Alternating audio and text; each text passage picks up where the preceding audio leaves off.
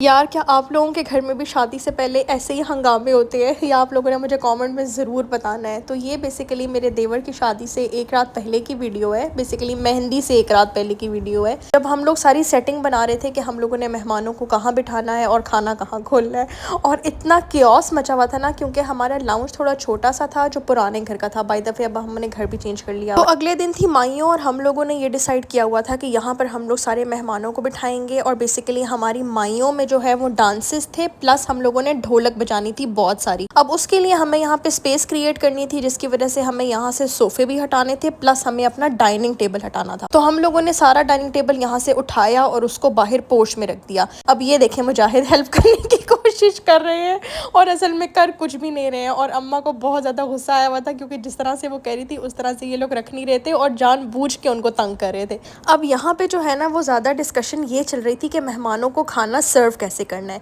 जिसमें आधे लोग ये कह रहे थे कि हम लोग बुफे लगा देंगे और सब लेके जिसको जहाँ जगह मिलती है वहां जाकर बैठ जाएगा। लेकिन साथ ही साथ हम ये भी कह रहे थे कि अगर हम लोग जमीन पे दस्तरखान बिछा दें। बट अगेन एक और क्वेश्चन ये था कि आधे से ज्यादा लोग जमीन पर नहीं बैठ सकते, कुछ ओल्ड एज हैं, कुछ वैसे कपड़ों की वजह से नहीं बैठते, तो उनके लिए बुफे लगाया जाए। जिसकी वजह से हमें समझ ही नहीं आ रही थी कि हम असल में करें क्या। और एंड में हुआ ये कि हम लोगों ने बुफे भी लगाया, प्लस हम लोगों ने दस्तरखान भी लगाया, क्योंकि मेरे जैसे लोग जिनके साथ बच्चे होते हैं उनको दस्तरखान बहुत ज्यादा ईजी लगता है कि साथ बच्चों को भी बिठाया और साथ खाना खिला दिया। और जो नहीं खाना खा सकते बैठ के, तो वो ऊपर बैठ के खाना खा लें चेयर्स पे। अब ये था माइयों वाले दिन की सुबह। सबसे पहले मैं उठी हूँ और सीधा मैं चली गई सैलून। यहाँ इस्लामाबाद में रॉयली से अच्छे नेल्स कोई भी नहीं करता, हैंड्स डाउन कह दिया बस मैंने। तो मैं सबसे पहले गई रॉयली, वहां से मैंने अपने पाँव और अपने हाथों के नेल्स किए and I was literally obsessed with it. इतने अच्छे नेल्स ये करते हैं, दो ये काफी प्राइसी हैं, मतलब मुझे बहुत एक्सपेंसिव लगते हैं, लेकिन वंस इन अ वाइल ये ऐसा ही है कि जैसे आप खुद को ट्रीट कर रहे हो। उसके बाद मैंने इन ड्राइव कराई, मैं घर आई तो हर तरफ इतनी अच्छी कोरमे की खुशबू आई हुई थी। और my mother in law makes the best korma.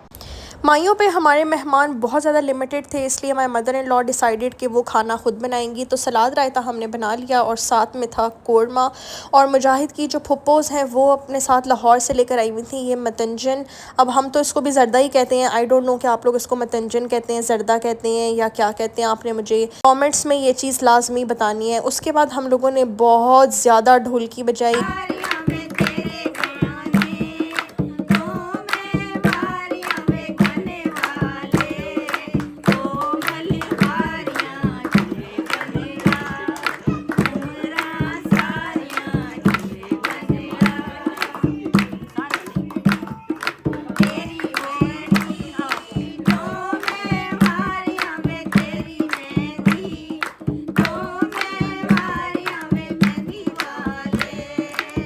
अब क्योंकि हम लोगों ने खाना वगैरह खा लिया हुआ था, ढोलक बजा बजा के भी हम काफ़ी थक चुके थे, तो उसके बाद चला एक चाय का राउंड। अब नेक्स्ट डे थी मेहंदी। मेहंदी भी घर पे ही थी, क्योंकि हमारे गेस्ट काफ़ी लिमिटेड थे इस शादी के लिए।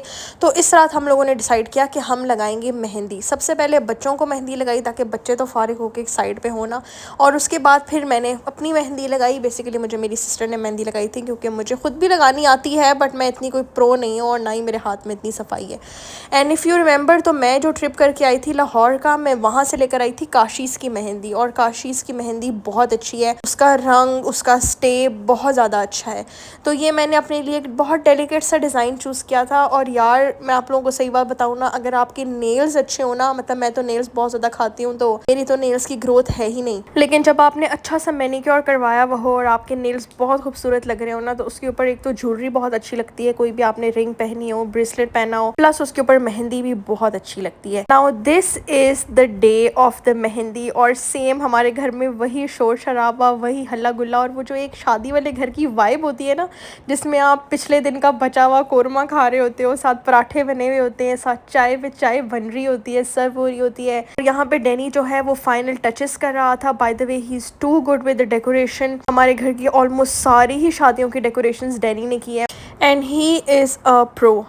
अच्छा जी, तो उसके बाद फिर यहाँ पे जो बचे हुए लोग रह गए थे ना, जिस तरह मेरी अम्मी थी और हमारे घर के जितने भी बुज़ुर्ग थे, उनकी मेहंदी रह गई थी। और वही बात है कि वो यही कहते हैं कि हमने मेहंदी नहीं लगानी, हमने मेहंदी नहीं लगानी। तो बहुत मुश्किलों से हम लोगों ने उनको भी मनाया, मेहंदी लगवाई। उसके बाद सारी जो बची-कुची डेकोरेशन थी ना, या फिर जो फाइनल टचेज़ या फिनिशिंग टचेज़ जिसे कहते हैं ना, वो हम लोगों ने पूरे किए, क्योंकि आज की मेहंदी में लड़की वाले भी आने वाले थे। So obviously we were having like special guests with us, तो इसलिए हर बंदा इधर उधर भाग रहा था, नाश्ते हो रहे थे। जिसने अपने कपड़े नहीं प्रेस किए हुए थे उसने अपने कपड़े प्रेस करने थे। और ये हमारे दूल्हे राजा भी बैठे हुए हैं। अच्छा, अपने देवर की शादी पे मैंने जितने भी कपड़े पहने हैं ना, वो काफ़ी लो बजट में रह के मैंने तैयार किए थे, क्योंकि इस दफ़ा मैं चाहती थी कि इस तरह के कपड़े के जो सस्टेनेबल हों और जो मैं आगे बाहर दूसरों की शादियों पर भी पहन सकूँ। तो अगर मैं बहुत ज़्यादा हैवी ड्रेसेस बना लेती ना, तो वो बाद में पहने नहीं जाते और ऐसे ही आपको मतलब संभालने बहुत पड़ते हैं। और अगर आप लोगों को मेरी ड्रेस डिटेल्स चाहिए, या फिर अगर आप लोगों को ये चाहिए कि मैंने ड्रेसेस कहाँ से लिए और कितने के बने हैं, तो मुझे कमेंट में ज़रूर बताइएगा। मैं चाहती हूँ कि मैं उस पर एक स्पेसिफ़िक अलग वीडियो बनाऊँ, जिसमें मैं आप लोगों को अपने ड्रेसेस की पूरी डिटेल्स दूँ, प्लस मैं आप लोगों को साथ ये बता सकूँ कि आप लोग कम बजट में अच्छा ड्रेस कैसे बना सकते हैं, और कलर कॉम्बिनेशंस आप किस तरह के चूज़ कर सकते हैं, जो 2026 या इवन नेक्स्ट ईयर 2027 में भी बहुत ज़्यादा इन रहेगा। क्योंकि अगर हम बाहर बाकी लोगों को भी देखते हैं ना, तो अब वो बहुत ज़्यादा heavy fancy plus mix of 3-4 colours, वो वाले ड्रेसेस बहुत आउटडेटेड हो चुके हुए हैं। अब मोनोटोन, सिंगल टोन्स, इस तरह के ड्रेसेस चल रहे हैं, और लाइट कलर्स, ऐसे कलर्स के जिसमें आप फ्रेश नज़र आओ, इस तरह के कलर्स चल रहे हैं। तो यहाँ पर मैं हो गई थी फुल रेडी, और बस हम लोग लड़की वालों का वेट कर रहे थे। और यमुना और उसका हस्बैंड हमज़ा, वो जो है हमें वेबकैम से उन्होंने ज्वाइन किया हुआ था, बिकॉज़ ऑब्वियसली अगर आपने मेरी पिछली वीडियो देखी हो तो आपको पता होगा कि क्या ट्रेजेडी हुई थी हम सब के साथ, और उन लोगों को किस तरह से वापस जाना पड़ा। तो ये है जी final setup of the buffet जो हम लोगों ने फाइनली लगाया। इसके अलावा हम लोगों ने अंदर दस्तरखान भी बिछाया था बिल्कुल खाने के टाइम पे, लेकिन खाना अल्हम्दुलिल्लाह हमारा बहुत अच्छे से सर्व हो गया था, बहुत अच्छे से मेहमानों ने खाया। हम लोगों ने माइयों बेसिकली जो ये मेहंदी का इवेंट था, इस पर बहुत ज़्यादा मेन्यू नहीं रखा था, जस्ट वन डिश रखा था, विच वॉज़ कराची नसीब बिरयानी। बहुत मज़े की इनकी बिरयानी है। और ये है हमारे घर का फुल सेटअप, इतना खूबसूरत, इतना हसीन लग रहा था ना। और ये सारे प्रॉप्स जो हैं, ये मैं और मेरी सासू माँ हम लोग जाकर रावलपिंडी पुराने किले से लेकर आए थे। इसके अलावा ये जो मिनी ट्रीट्स और ये जो कोन बार्स हैं ना, ये मैंने अपने इंस्टाग्राम पे मेंशन किया हुआ है पेज, जहाँ से हमने मंगवाए थे। बहुत अच्छा एक्सपीरियंस रहा है हमारा इनके साथ। उसके बाद मेरे देवर के फ्रेंड्स ने जो है वो हल्ला गुल्ला और काफ़ी ज़्यादा आतिशबाजी का इंतज़ाम किया हुआ था, जो कि हम सब के लिए भी एक सरप्राइज़ था। प्लस ढोल वाले भी आए हुए थे। इतना मज़ा आया हमें, इतना अच्छा लगा, इतना फिट इंतज़ाम इन्होंने किया हुआ था कि इसका तो बिल्कुल मज़ा ही अपना है। और आई वॉन्ट कि आप लोग इसको ओरिजिनल वॉइस में सुने।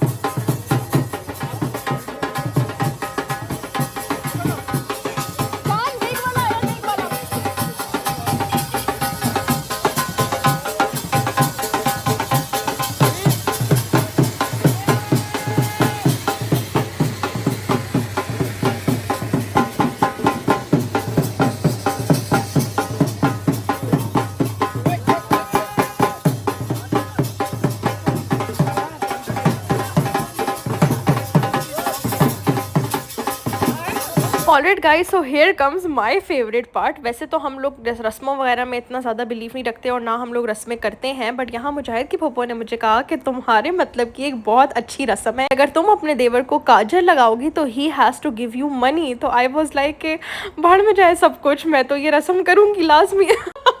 तो उसके बाद मैं सीधा गई और जाके मैंने उससे बात की, एंड ही वाज लाइक कि ठीक है आप कर लो रस्म। तो फिर मैंने रस्म की। उसके बाद हम लोगों ने बारात पे जाने की तैयारी की, लड़की वालों के गिफ्ट्स पैक किए, and we headed to the next day.